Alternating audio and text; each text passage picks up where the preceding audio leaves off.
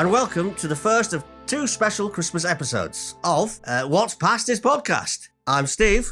I'm James. I'm Damian. And I'm Robert. And on today's episode, we are going to be talking about two Christmas pantos that we have coming up. And if that's your thing and you're watching on YouTube, why not like, comment, and subscribe? And if you're listening to us on any other platform, please hit that follow button. This is the first episode that we're recording that Damian is editing, although he edited the last one. I didn't ask him to edit it until we'd recorded the last one. So this is the first one I know I'm going to be editing. Yes. So I can swear as much as I like, but I'll have to watch what I say. Yeah, censor this. For all I don't have to because it's audio. And no one's going to know what I've done. I could probably take an educated guess. Yes. Hello, happy Christmas. Yes. Bah, humbug. Well, this year we've taken on the sort of fairly Herculean task of producing not one but two pantos for the first time. So we're doing one on stage and we're doing one on the radio. And currently we're rehearsing for the stage one and in post-production on the radio one. Yep. Yeah, and the radio one stars all four of us, and the stage one stars three of us, not Rob. Well, his voice is there. His voice is there. You're true, his voice is in it, so Yeah. he's there in spirit. I'm just left out with... He's heard but not for this seen, one. as they say. Yeah. And But I'm everybody's sure gonna he'll come. say- I'm sure he'll come and watch the panto. Yeah. Of course. But Wow, that was convincing. Yeah. Yeah, of course, yeah, of course. Yeah. Not really. No, because anyway, of course I will. Good. Yes. No, you won't. Oh, yes, I will. Even if it is just to come and listen to the sound of your own voice. Yeah. Yeah, the moment you heard your own voice, you're just going to pack up and leave. I'm just going to go leave. Yeah, that's it. Can you deal with the sound of your own voice, Rob? Well, yeah, I mean, I've learnt to because, doing like my own YouTube videos. Oh, yeah, when I edit my own videos, I have to listen to myself. So I've got used to that. Yeah, like, as you guys know, like a lot of people don't like the sound of their own voice or don't like seeing themselves on TV or whatever. But, I do, enough stuff of my own that I'm just used to it now. So I think I've read somewhere that the reason why people don't like their own voice is because it sounds different to what it sounds like coming out of their head. Yeah, it does. Yeah, because of the bassiness of your skull, it sounds different. Yeah, it's because with the sound that it takes to like travel around to your ears. So if you hold like your hands in front of your ears like that and then speak, that's more true to what you actually sound like. Mm. What about you, Steve? Do you listen to things that you've recorded or? little bits, yeah. Yeah. Yeah. It doesn't bother me hearing the sound of my own voice, to be fair. You do have a nice sonorous rumble to your voice that's, yeah. Thank you. I You think. know. Anyway. Particularly... Oh, go on. Yeah, sorry, go on. Go on, no, you go. No, I don't know. No, I don't know stop where being I was going. gentlemen. One of you go. I was going to say, anyway, back, go ahead, Steve.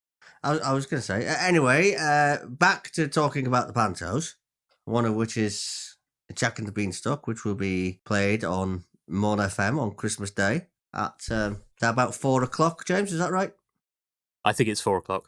It's going to be there. It's going to be on 1FM, and at some point, it's going to be on our YouTube channel Yeah. as well. Hereafter Productions YouTube channel. Is that correct, James? We'll probably release it the same day, I guess. Yeah. Which is Christmas Day. Christmas Day, yeah. Which coincidentally on Christmas Day, one of our, in fact, it's our next episode of the podcast that's coming out on Christmas Day. Yep. Oh, it is, yeah. We are recording this out of sync, so it's going to be confusing for us, but not so confusing for you listeners out there. In Jack and the Beanstalk, it's going to be about 50 minutes long. I think is the goal, and so and part of it was we wanted to kind of get as many people as we could to be in it. So there's quite a big cast for something that Jack and the Beanstalk doesn't traditionally have that many characters in it, but we added the character of Jill, Jack and Jill, and we've got Damian playing Jack this time because kind of his turn for the lead role. So how did you find that? I found it quite fun, really. I wouldn't be able to. Don't believe I would be able to memorize all lines on stage, so it was nice to do it on radio instead. Yeah, don't need to memorize any lines at all, do I? But for Jack and the Beanstalk, all I was thinking in my head is just do a higher voice and talk like this. This is my child voice. It sounds exactly like me, but slightly higher. And then we've got Stephen playing the giant. Indeed. Which was an obvious casting choice. You would say it's typecast for his voice, and also for the meta level of it being funny, because Steve's short. I was just going to say, nobody can see what you're doing there, dear James. You'll have to say something. Yeah, he was just waving his hand around. Well, exactly. That's the beauty of audio, is you can't see that you're not a giant, and unless one day we do a visual thing, webcam video thing, or do it in person. Yeah. Then it'd be different. Then you can make all the gestures you want, but not the rude ones, of course. No, of course. No, and it's that kind of thing, Yeah. Well, for Jack and the Beanstalk, obviously James had to add sound effects to make it sound like the characters are doing something. So I suppose James's purchase of the Footsteps plugin has came in quite useful with this one, is it? Oh yeah, I've been using that a lot. In fact, I've been using that today, actually. How much did this cost? It was worth every penny. 130 odd, was it? I think it was £130. Yeah, it was a bit of an impulse buy, but it's from where? Where did you buy it? Online. Yeah, I know. Online. Yeah.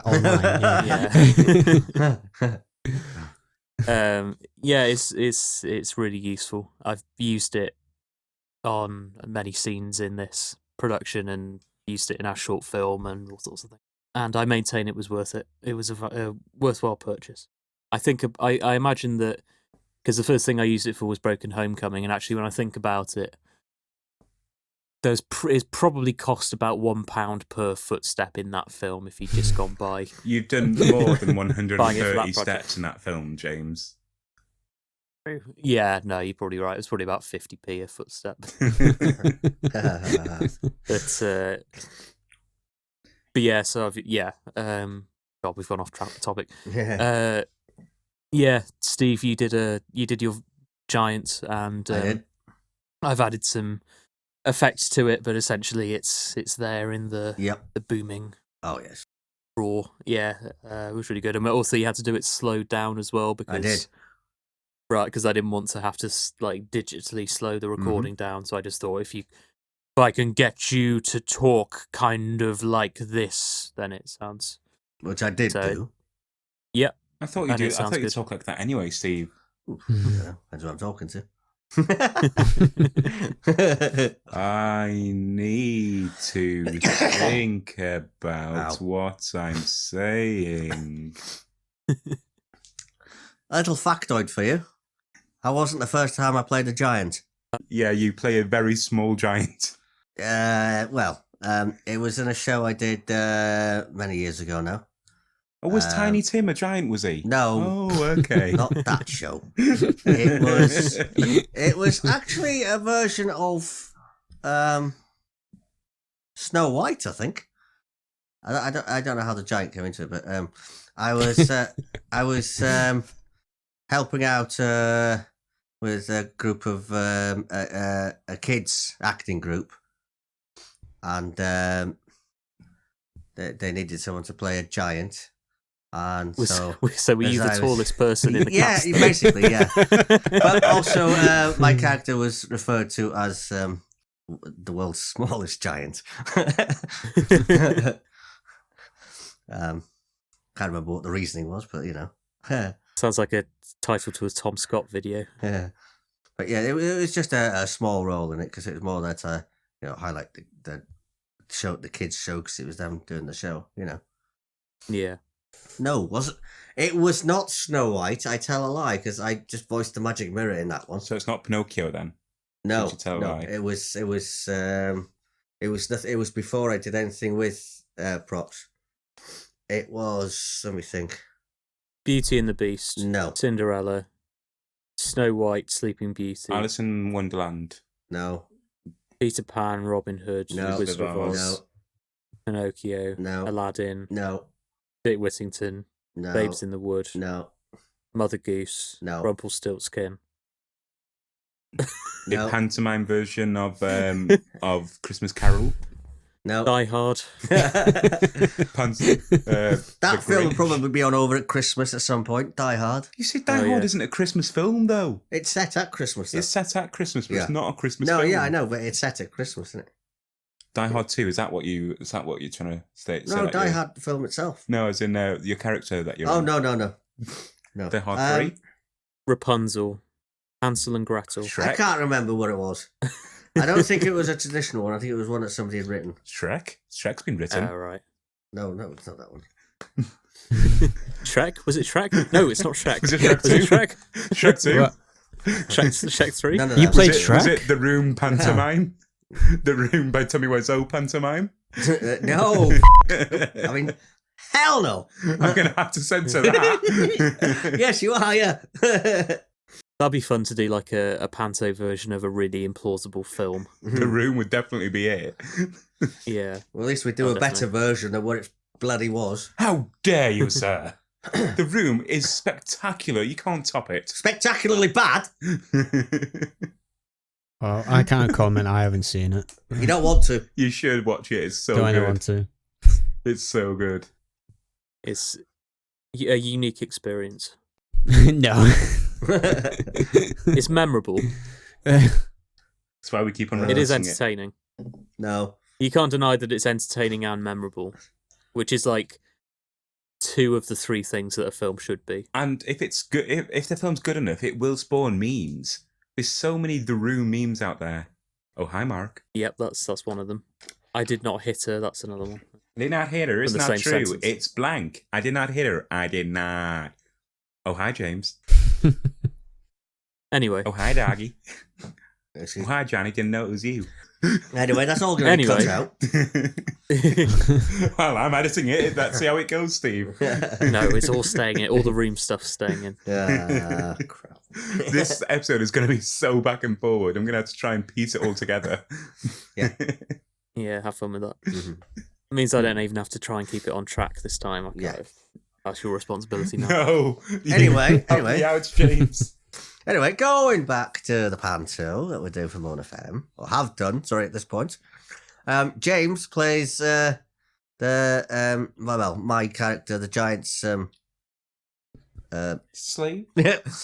slave, or whatever you want to call him. No, I better not say slave. That's not the right word to say, is it? No. My character's... Unpaid servant. yes, my character's... yeah, unpaid servant, yeah. My character's a servant. slave. No, my character's servant. There we go. Yeah. Who is He doesn't unpaid? get paid. Yeah. Unpaid labour.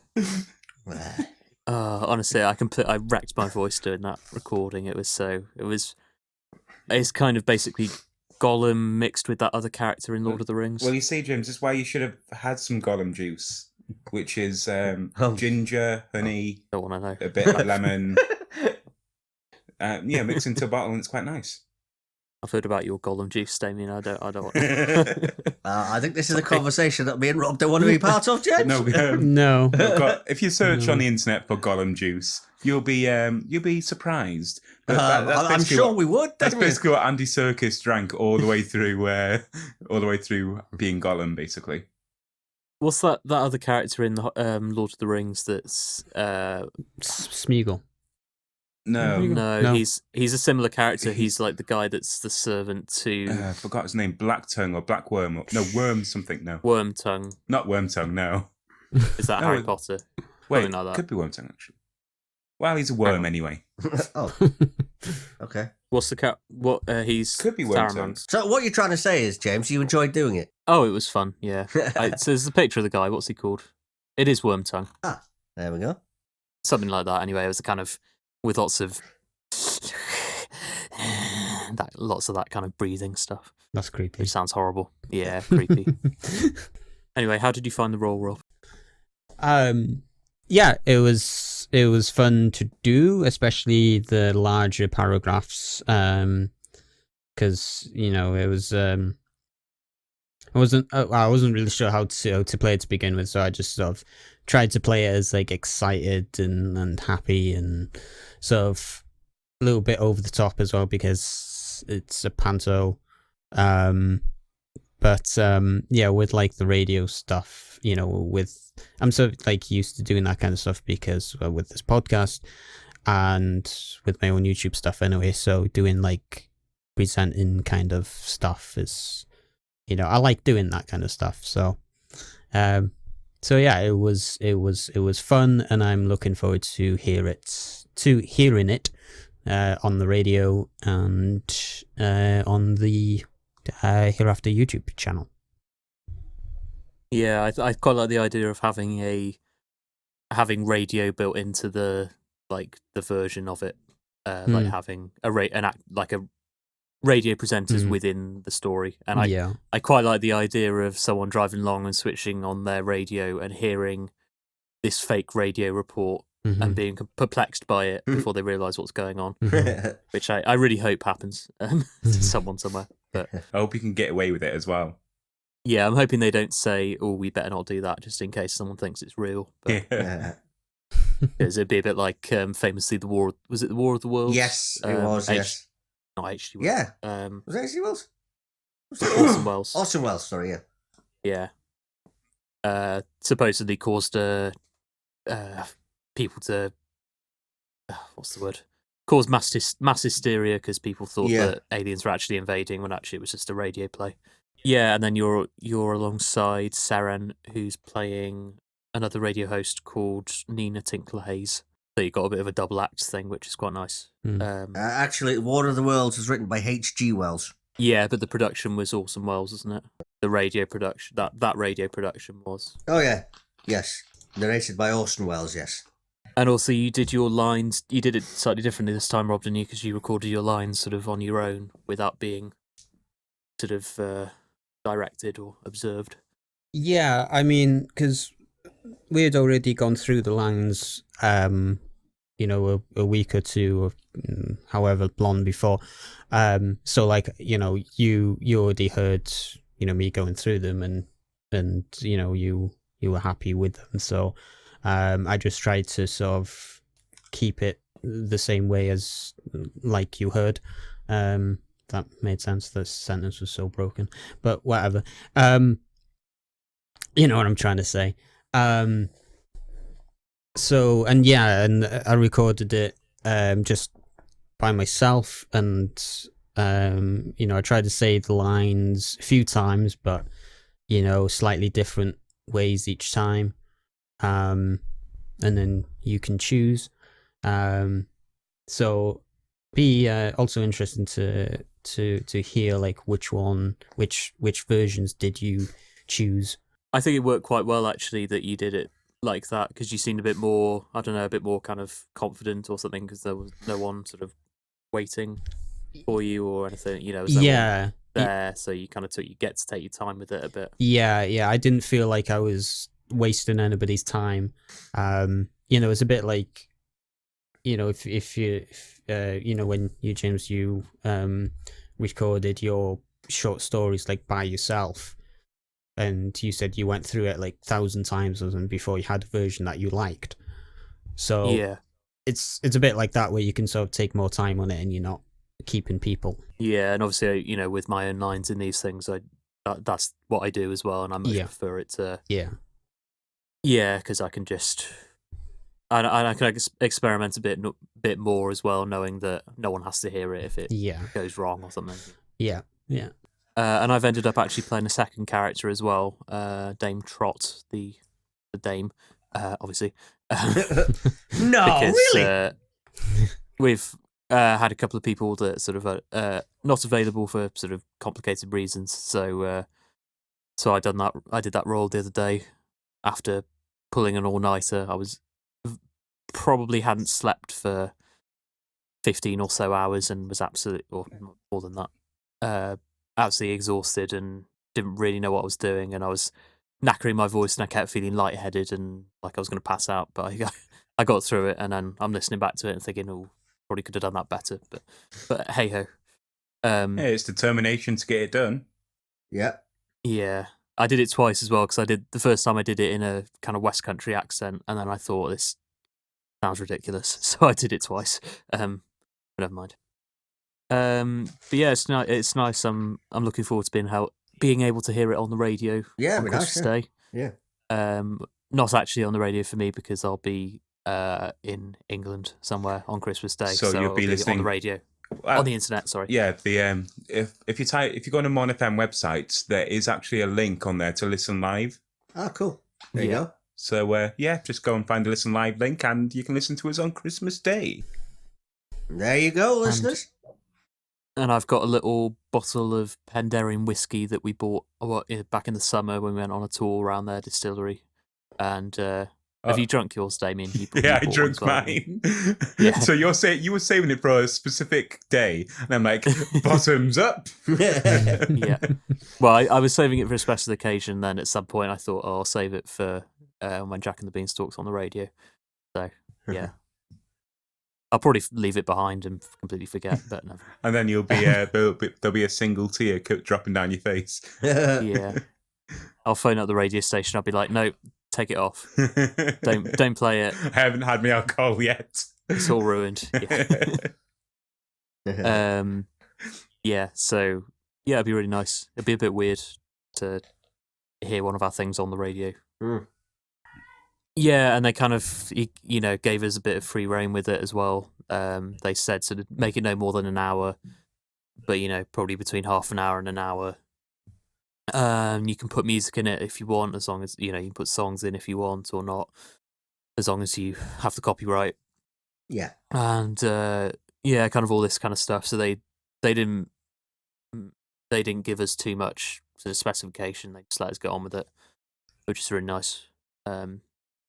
But obviously we have to submit it to them for approval before they broadcast it, obviously. But so we can't go slandering them. No. So hopefully they don't. Hopefully they don't object to anything in there, but probably not. Be fine. And as of recording, I'm about 2/3 of the way through the editing and stuff, so it's getting there. Cool. Well, and also obviously the other project we've got going on is Sleeping Beauty. Indeed. Which is hopefully going to be on at the Ucheldre Centre. Yep. Holyhead. Yep. That is if nothing changes with the government. Yes. Yeah. Hopefully not. No. Well, anyway, let's not talk about that, shall we? Let's be up to. We never talk about that certain subject in the show, have we? How's the rehearsals going for that? Yeah, I think it's going all right. Yeah. We've only been doing sort of one a week for 2 hours, so it's fairly not an particularly intense rehearsal process. Yeah, I think it's going all right. And it is. There's a message put on the group. Damian said that by Sunday everyone has to be off the book. Do you think everyone is going to be off the book? How's the learning of the lines going? Oh, we're being optimistic. Everyone's going to be off the book book by Sunday. Yeah. Yeah, for Act 1 anyway. Mm-hmm. It's getting to that stage in rehearsals where you kind of feel confident enough to put the book down, but probably still need a bit, still need some prompting and stuff like that. Yeah. But being weaned off the script is, at this point, I think is a good thing. But yeah, it's. I think it's going all right. It's a fairly straightforward show. Like it's a bit shorter than usual. It's only an hour and a half with a short interval, and it's only basically a 6-hander. So it's basically designed to be as easy to rehearse as possible, especially at the moment given current circumstances. So yeah, it's a fairly straightforward show. Apart from technically it's incredibly complex, but the show itself is pretty straightforward. It's a shame though that we had to change the way we do panto a little bit, For example, we like to interact with the audience, Yeah. but like I say, Yeah. current circumstances, we kind of have to change that a little bit. Where we do interact with the audience, but not going into the audience. Just we have to interact from where the stage is. So it's a fun little challenge. Yeah, I think it's that thing of restrictions breeding creativity in terms of, you know, there was a scene in the show, in the script originally, where it was Steve's character had to go into the audience and do a kind of magic trick with someone, and then we had to change it because of obvious reasons, and so we changed it to something that I think is actually a bit more creative in a way. It's like making you think outside the box, and it's similar, but it's just making it be something slightly different. So there's a few little things like that. A good change for the Panto, though, is we're trying to make it feel like it fits in with both modern era and the Panto era that doesn't have time, if you get what I mean. Yeah. For example, we've introduced Google into it. Yes. I hope you didn't listen over there. We've introduced good old Google Air. We've introduced Uber. That was our previous joke. And we've also introduced phone calls and social media into our pantomime. Oh, you can't get any more modern than that. Absolutely not. No. Mobile phones. What will they think of next? I think with Sleeping Beauty, it's like, because God, I don't want to sound pretentious. I sound like I'm being interviewed for the RSC or something. But time, I think, is quite a big. I wish. No, I sound like I'm talking about a play or something. But you know, like, time is a big part of it, because obviously she falls asleep for 100 years, so it's like, well, if that's the interval, then obviously then it gives you an opportunity to kind of try and create a contrast between the first half and the second half, because a lot of time's passed. So, yeah. So, for instance, Act 2 starts with hip-hop song, and it's really loathsome, and it's supposed to be terrible, but it's quite weird and not like anything we've done in a panto before, you know. And didn't you hate creating this hip-hop song? It was fun to record and stuff. Like, it was a fun challenge, but it is horrible. It was fun to create something you hate. Yeah, basically the idea is that you've got the prince, rather than having one prince like normal, there's a prince in Act 1, and then his grandson is the prince in Act 2, and it's obviously played by the same person. So I thought, well, it'd be cool to have, like, you know, if the old-fashioned one is like a traditional kind of panto prince, what would the modern version of that be? And I thought, oh, what if it's like an influencer, which I thought was a kind of, I don't know, kind of maybe an interesting idea. Might be terrible, might backfire. I don't know. We're experimenting anyway. Yeah, so it's a bit of an experiment, but it's and he's basically based on like people like Jake Paul and that kind of. I wouldn't person. go far as to say them. That is too much. Yeah, that kind of thing, though. You know what I mean? Like that kind of personality and arrogance and terrible bragging kind of music and rise and grinds, that kind of culture. It's really cringy. As intended. As intended, yeah. But basically, there's 4 songs in the show, and each one is supposed to be a kind of more modern than the last one. So the first one's a kind of orchestral one. The second one's kind of like a music hall song. The third one's a kind of disco song, and the fourth one's hip hop. Yeah. So pretty much the songs in itself is like traveling through the ages. Yeah. Yeah. Yeah. So it's quite a fun way of just doing something a bit different with it, really. You're doing this on a few nights, aren't you? So what are a few? What are the nights?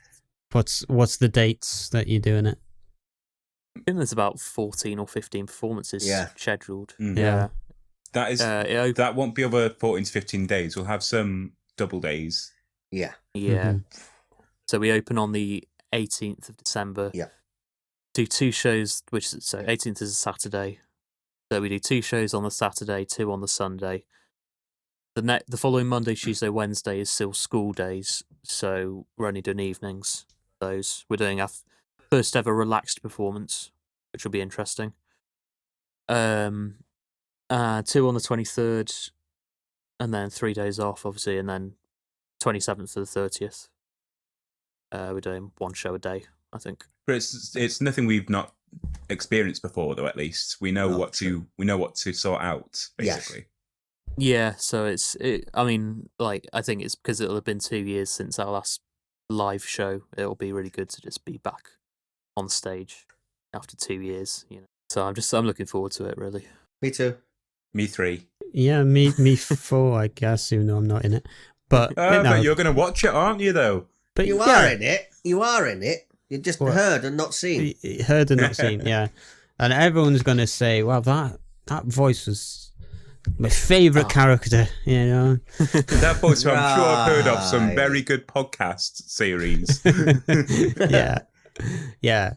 Rob plays a character called Prince Maximilian, who's never seen on stage, but is referenced a few times and is heard as the voice of a letter that's sent. So that's quite nice. And we've also got Seren narrating, pre-recorded. Lynn Cuffin, reprising who a role. directed. Yeah, she played in Cinderella, which was a radio one we did last year. She played Fairy Liquid, which she's reprising her role for this year. And we've got me and Natalie as King and Queen. Yeah. Steve's playing a character that none of us are allowed to say yet because we want you guys to be mildly amused. Yeah. But if you want to sign just mildly. Mildly. Come on. Everyone in the cast had to sign a non-disclosure agreement. Yeah, an NDA, Yeah. So that's we've got something kind of cool and a bit different. Yeah. For Steve's character that we're not going to talk about. It was actually Damian's idea originally about a year ago, and I noted it down and thought I'm putting it in this script. So it's funny. My little ideas normally come from me just workshopping really bad ideas. I came up with really bad ideas, and then one out of 100 of them, Jim's like, "Ooh, say that again." Yeah, you're good at coming up with titles as well, Damian. Actually, because you came up with the name of the company and this podcast. Yeah, I believe. Yeah, I can do that, but I can't be sensible. I'm just wacky. It's just anything that comes into my head is random and sometimes works, but doesn't work right. Yeah, I don't know. Sometimes you just need something like that. Saying that, we've always come up with good ideas in the past. That all of us have come up with good ideas in the past that we would save to use later on. Yeah. Well, I have an ongoing note on my phone for panto ideas specifically, and a lot of them are terrible. So they're written by you then? Yeah, exactly. A lot of them I read them back 6 months later. I'm like, either I think, what does that mean, or what was I thinking, or both. but occasionally a good one, makes it into a script. So this one is quite nice, and I think it'll go down well. Yeah. Some of our jokes that we've got through the pantos might eventually be ongoing jokes. We've definitely repeated 1 or 2 jokes from Aladdin. Yeah, there's the Uber joke, isn't there? Yeah. Which again was Damian. Is Yeah. that your joke? Yeah. From the Cinderella script that we made for props, if you remember that. Cinderella gets the ball. Yes. Which we adapted into the radio one, and that joke is also in the radio one as well, isn't it? And now it's in this one too. Yeah. That's the little signature joke. It's only a joke that basically means we haven't got the budget. Well, yeah. Yeah. Yeah, the joke was, it's the flying carpet, and they get the audience to recite a spell to try and get the carpet to fly, and obviously it doesn't work. And so they go, "Oh, sod this, let's get an Uber." It's a bit silly, yeah, but it's quite fun. And then we used it again in Cinderella when they try and enchant the pumpkin to turn into a carriage, and that doesn't work, so they get an Uber. And then in this one, it's the one of the characters in it, basically, their bike broke. One of the characters, their vehicle broke. So they said, it's okay, I'm just going to get an Uber. There isn't an Uber reference in Jack and the Beanstalk, is there? I don't remember anyone. Oh no! Get an Uber to the top of the beanstalk.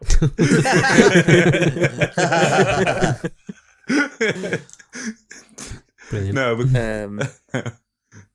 there is a sort of implausible transport joke if you want to be a bit more broad about it, because there's a bit about Jill's helicopter. Oh yeah.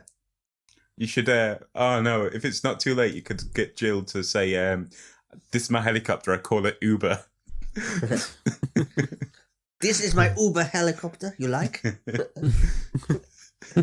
Yeah, I'm sure she'd be really impressed if I got her to re-record all her lines in a silly voice and got her to do that. Ta-ra! And that noise means we've once again come to the end of an episode.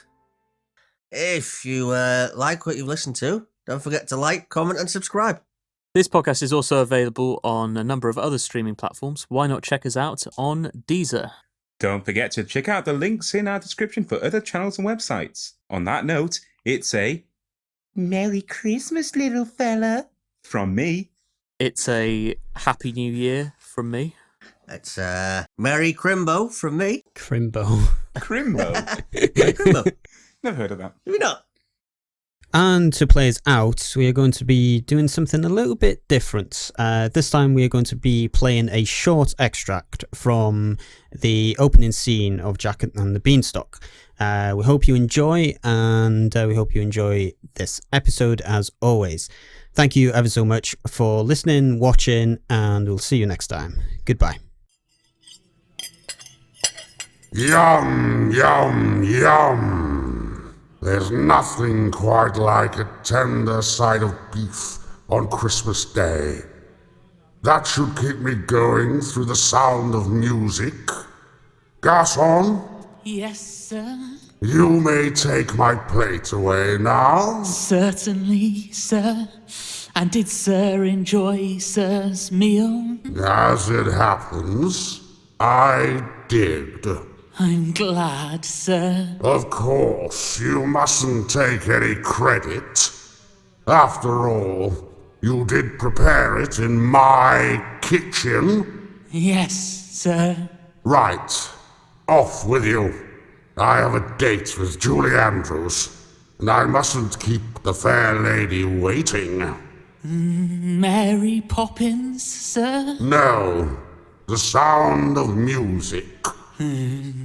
To each his own, sir. May I remind you that I don't pay you for your opinions?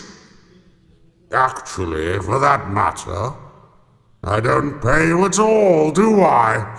Not yet, sir, but one day, sir, I hope to prove myself worthy of sir's famous benevolence. Sir is truly kindness personified. You're a sycophantic creep, and you make me sick. Get out of my sight. Certainly, sir. And is there anything sir requests for sir's supper? Perhaps a horse, or a sheep, or a human? What? For supper, would sir fancy eating a horse, or a sheep, Or a human? You did say human, didn't you? Are you offering? No, sir. Good. There's no meat on you anyways.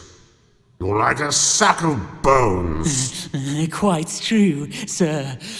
But I could perhaps procure you one, sir.